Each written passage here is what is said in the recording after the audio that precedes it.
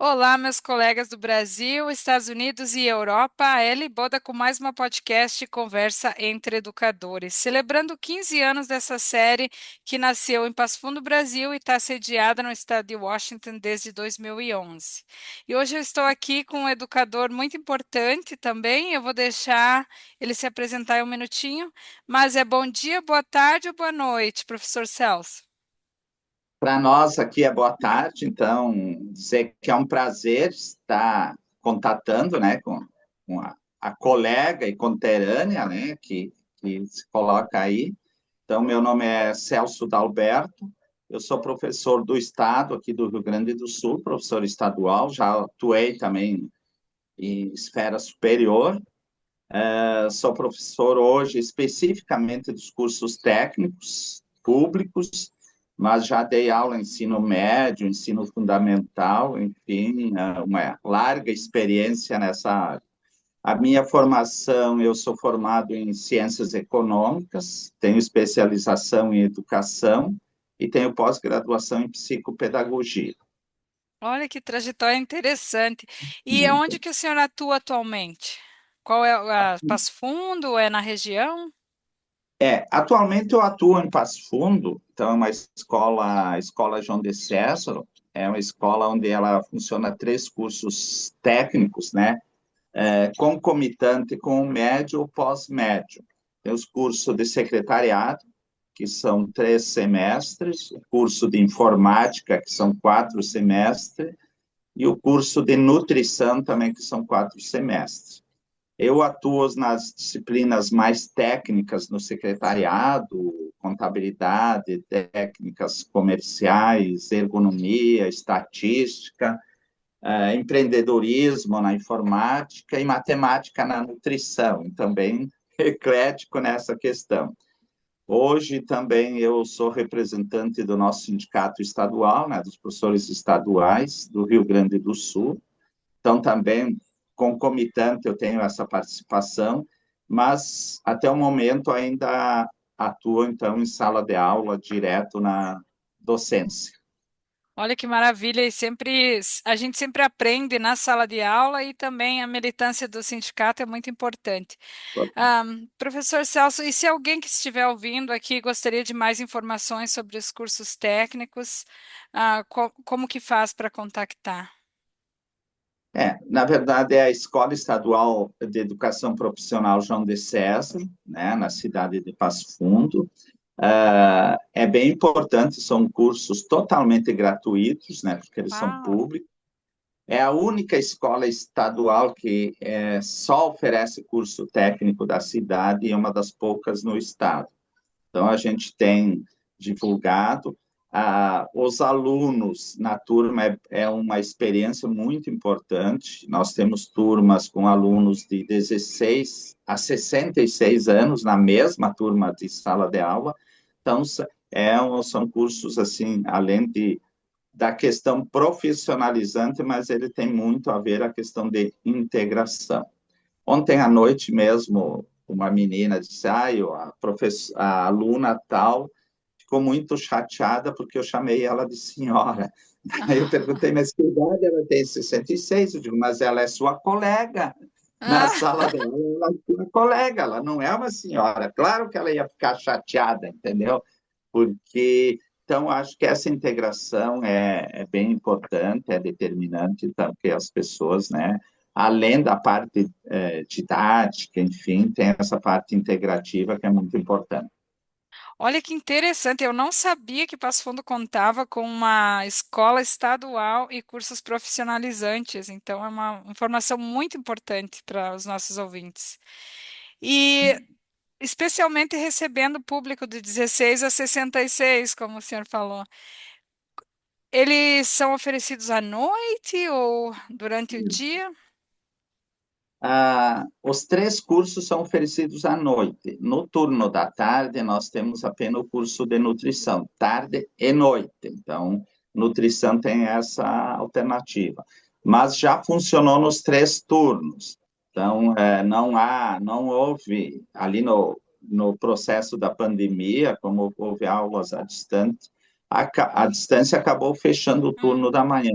que para nós foi uma perda e até o momento não retornou. Então, é outra, como é que a gente diz, é outra batalha que nós temos para retornar o curso, então, inclusive no turno da manhã, aqui em Passo Fundo. Mas além de ser uma experiência bem importante, é uma questão assim que atende à comunidade, né? A comunidade ela está carente de várias questões, entre elas a educação, né, diferenciadas, em níveis diferenciados.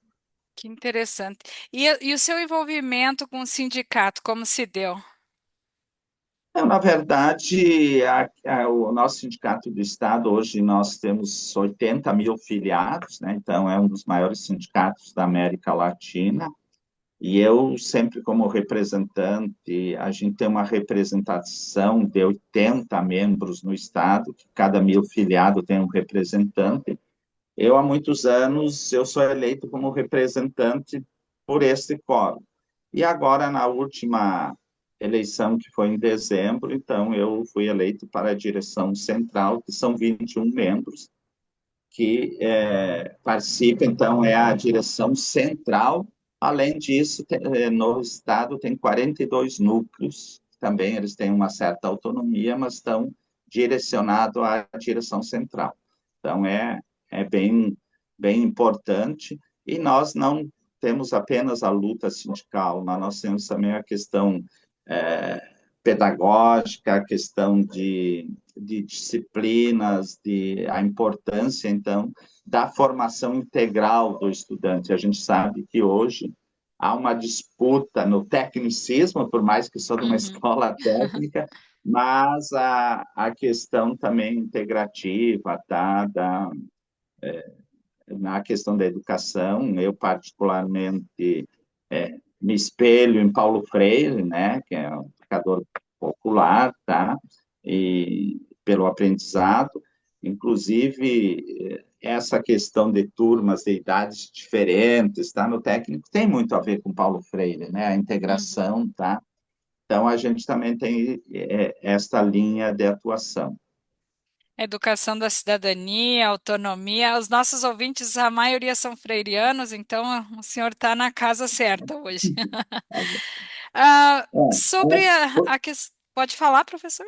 É isso, não, a gente não coloca Paulo Freire, mas atua a política de Uhum. Paulo Freire, porque muitos não, ainda mais hoje, com essa questão de colocação, muitas pessoas criticam Paulo Freire, mas nunca leram Paulo Freire, não têm nem ideia de qual é a sua política educacional. Então, eu quero colocar mais nesse sentido, nesse sentido. Sim. Exatamente, né? A gente tenta incluir, tenta fazer um pensamento crítico, desenvolver. Isso é muito importante, né? A base da formação. Ahm, Sobre o sindicato, poderia dizer um pouquinho dos desafios, da maior atuação no momento? Isso. Então, nós temos um desafio no o nosso sindicato do Rio Grande do Sul. Neste momento, ele é um desafio, claro que tem a questão salarial, que é muito defasada e tá. O Estado, infelizmente, o Estado do Rio Grande do Sul, ele é propagandeado, mas na questão salarial ele está muito aquém de outros estados. Mas nós estamos num momento assim, ó, de muita evasão escolar.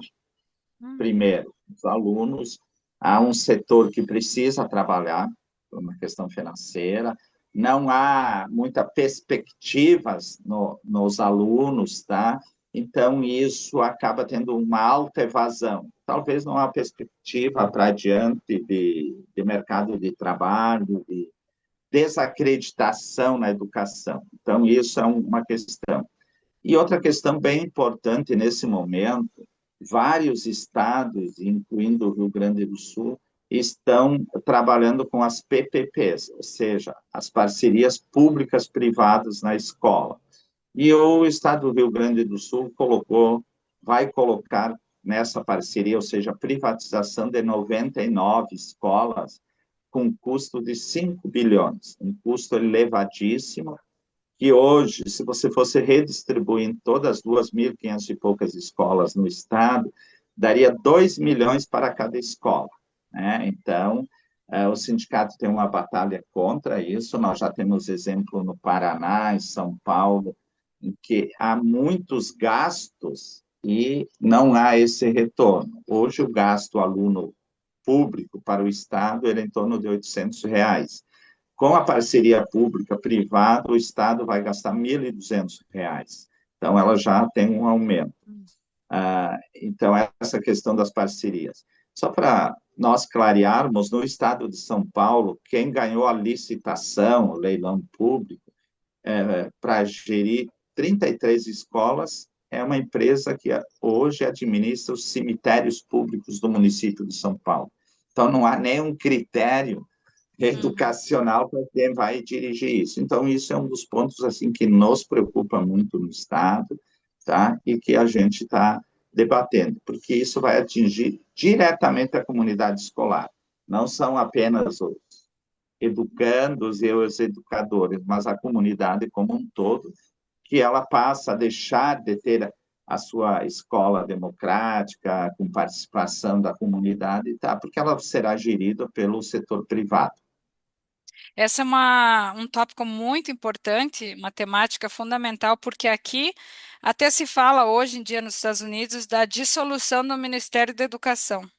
Então, para tirar o Sim. controle da população, né, para a questão do setor privado.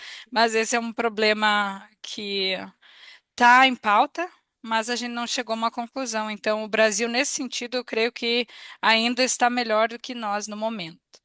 A outra questão é da evasão escolar. Eu estava conversando com outras professoras do ensino superior e elas vêm notado isso como um movimento até mesmo global de desacreditação na educação.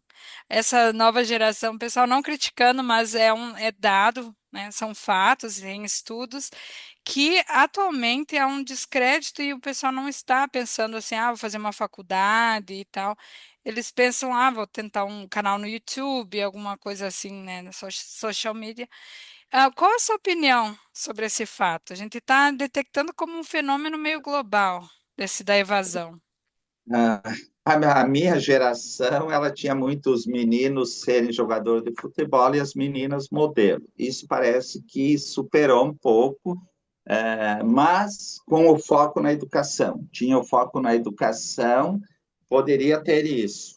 Hoje eu entendo que não tem mais o foco na educação e essa questão de ser youtuber, enfim, de coach, de outras coisas, é muito forte na juventude, então, assim, é uma preocupação, mas eu percebo que há uma desacreditação mesmo na educação.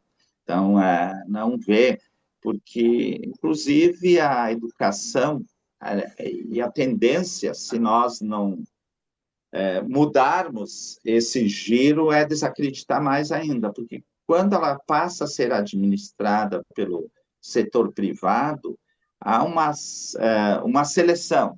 É a mesma seleção do mercado de trabalho hoje. Os que têm uma condição formativa, eles conseguem entrar no mercado de trabalho. Quem não tem, não consegue. E na educação eu vejo isso como uma peneira também, entendeu? Não quem tem um certo desenvolvimento vai continuar na escola, quem tem dificuldade, a tendência é abandonar. Porque hoje, com todos os problemas, mas nós, aqui no Brasil, nós temos uma inclusão. Autistas, TDA, enfim, com várias especialidades, participam na mesma turma, na mesma sala de aula, e a gente consegue essa integração. Eu tenho dúvida que a iniciativa privada vai ter esse olhar, porque ela tem olhar simplesmente para o mercado de trabalho. Então, Para o eu vejo resultado, é. para o resultado. Exatamente. Sabe que aqui também, aqui nos Estados Unidos, não tem essa questão da inclusão como é no Brasil. A maioria dos pais optam por o homeschooling, que é ensinar em casa os filhos que têm alguma dificuldade ou até têm questões religiosas, ao invés mas perde essa parte da socialização. Então, eu vou ver um sistema muito organizado, com muitos especialistas, Mas o aluno em si, o aluno, por exemplo, se o filho tem autismo, ele não necessariamente necessita escola aqui nos Estados Unidos. Então, é bem complexo. O Brasil, de novo, na legislação está à frente e é uma luta importante essa sindical para que continue em frente, para que não ocorra retrocessos ou exclusão explícita. Então, os trabalhos, pessoal que está assistindo, que é envolvido no sindicato, parabéns para vocês que continuem na luta. Isso. Acho que é bem importante essa tua colocação, porque muitas vezes, pela falta do conhecimento, quando vai se colocar na questão da educação, comparar com outros países, aquela questão, não, nós estamos pior. E a gente tem uma avaliação que na parte educacional, inclusive países desenvolvidos, eles não apostam nessa educação integrativa, Uhum, integral, como um todo, eles apostam na produção mesmo. E eu acho que esta influência, a gente diz estrangeira, liberal, ela força para que os governantes do nosso país também caminhem para esse caminho que nós entendemos que não é a melhor opção, né? Que a melhor opção é investir no educando como um todo, né? uhum. Até mesmo para a criatividade, a solução de problemas, é uma coisa que a gente vê mais a afetividade que é trabalhada no Brasil, aqui a gente não pode manifestar, né? É mais resultado mesmo. Esse é o conteúdo, eu quero que você, né, repasse a maior parte e que os alunos atinjam um certo nível. Eu estou fora de sala de aula agora, mas já trabalhei muito em sala de aula aqui também, como no Brasil. E a diferença é muito grande, é que se acontece um problema, assim, questão de abuso, por exemplo, eles fazem uma lei e não pode mais dar aula sozinho. Então, geralmente o professor é o professor titular, professor assistente, ou um paraprofissional, né? Sempre tem duas pessoas atendendo os alunos, uma sala grande de alunos. Até mesmo no nível superior. Então, tem o professor titular e um outro professor para, né, aulas em duplas. Não sei se essa moda pegaria no Brasil, porque já o salário já está difícil para manter um professor, né? Eu teria uma certa dificuldade como é que vai ministrar as aulas nesse sentido, porque pela autonomia, né, eu acho que isso demonstra, assim, porque claro que você tem um plano, você tem uma meta a seguir, mas você tem uma autonomia de como você vai ministrar a aula. Então, no momento que duas pessoas fazem isso ao mesmo tempo, entendeu?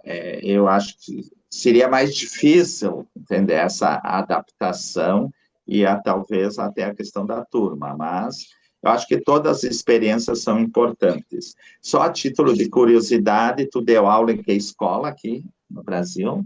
Eu trabalhei no bairro Záquia, com Ah, Guaraciba, Rosmarinho, depois Arnott Kill e trabalhei no estado, mas foi por pouco tempo, Arco Verde. Foi bem na minha legal. transição e aí eu vim fazer um projeto educacional aqui e fui ficando, já fazem 17 anos que eu estou aqui. Mas a gente sempre troca experiências assim que pode, né, sobre educação. Eu acho que, então, aqui também tu teve uma boa experiência, porque o bairro Záquia, né, com uma realidade, tá? Hoje é um bairro que tem 12 mil habitantes, né? Então, praticamente maior que muitas cidades aqui, é uma realidade. Então, acho que nós, educadores, temos que ter claro isso. Em escolas diferentes, há realidades diferentes também. Então, a gente tem que estar preparado para isso. Não que você vai atuar diferenciado, mas você tem que conhecer A a realidade. realidade. E me parece que nós ainda hoje, inclusive do sindicato, a gente prega muito isso, a integração com a comunidade, a integração com a comunidade, por isso que nós ainda temos a gestão democrática, que aqui as direções da escola, elas são eleitas, né? Então, é uma das batalhas que também o sindicato tem, para que, além de ser eleitas, elas tenham uma autonomia, entende? Elas já foram mais autônomas. Hoje o governo tenta cercear muito essa autonomia, ou seja, padronizar o Estado todo. E o nosso Estado, eles têm realidades bem diferentes, né, de cada região, tá? Inclusive pela questão do clima, outras questões, umas é praia, outras é campanha, outras é região metropolitana. Então, acho que todas essas questões na educação nós temos que levar em consideração. Com certeza. E até é interessante porque a educação diferenciada, essa educação afetiva e pensamento crítico, foi o que me trouxe aqui. Eu fui convidada a trabalhar com um grupo, mas o sistema não abre espaço, né? Então, ou você se adapta ou você perece aqui. Eu queria incentivar os educadores do Brasil para continuar com esse trabalho maravilhoso, né? Que é um reflexo mundial na América Latina e aqui mesmo se fala muito da educação brasileira integral. Infelizmente, o nosso podcast tem tempo limitado. Professor Celso, é um prazer, muito enriquecedora a sua contribuição, mas eu gostaria que o senhor deixasse uma mensagem final aos ouvintes que estão aí nos assistindo. Bom, eu queria dizer primeiro agradecer, me sinto honrado, né, de participar contigo, uma colega, e dizer o seguinte: que tenhamos esperança, que nos lutamos, que acreditamos na educação, porque mesmo nós sendo num país subdesenvolvido, mas a educação, a questão do SUS, da saúde, nós temos que garantir pública, né? Porque a educação pública é o direito do acesso a todos. Então, esta é uma bandeira que nós, educadores, temos, que a comunidade tem que assumir essa bandeira também, e que todos os colegas, enfim, compreendam isso. Seria isso, e mais uma vez eu gostaria de agradecer. Eu que agradeço, muito obrigada e até a próxima podcast.